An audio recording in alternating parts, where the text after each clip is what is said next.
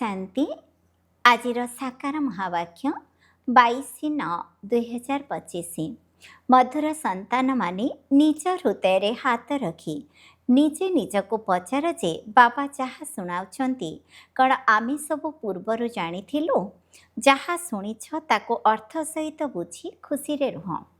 प्रश्न तुमर ही ब्राह्मण धर्म रे सबुठारु अधिक शक्ति रही ताहा कण एवं किपरि?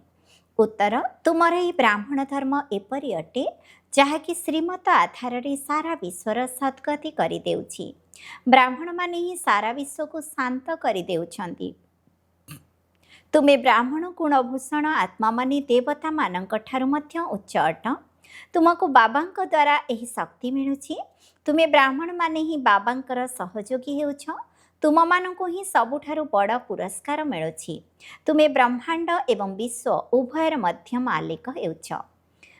धारणा पाई मुख्य सारांश 1 नंबर निजको देखिबा उचित जे मो भितरे कौनसी अवगुण नहीं तो मु देवता मानक भली मधुर हेलिनी। 2 नंबर बाबांकर श्रेष्ठरु श्रेष्ठ मतरे चाली निज राजधानी स्थापन करिबाकु हेबो।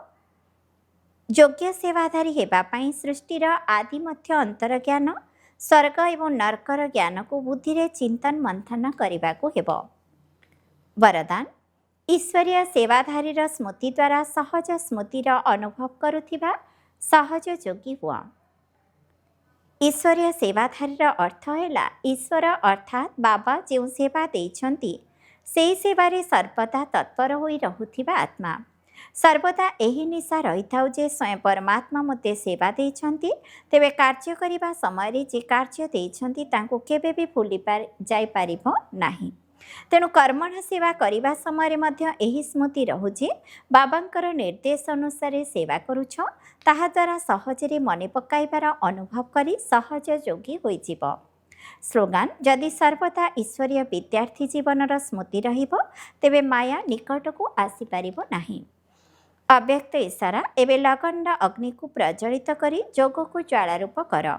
स्थापना कार्य निमित्त होइथिबा आत्मा माने जेते जेते ज्वालारूप धारण करिवे सेही अनुसार विनाशर ज्वाला प्रत्यक्ष हेबाकु लागिबो।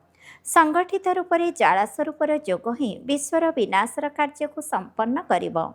एथिपई प्रत्येक सेवा केन्द्र रे विशेष भाव में जोगर कार्यक्रम चलिबा दरकार। ताहेले विनाशर ज्वाला को पंखा मिले जीव अर्थात जोग अग्नि द्वारा विनाशर अग्नि जलिब ज्वाला द्वारा ज्वाला प्रज्वलित हेब। ओम शांति।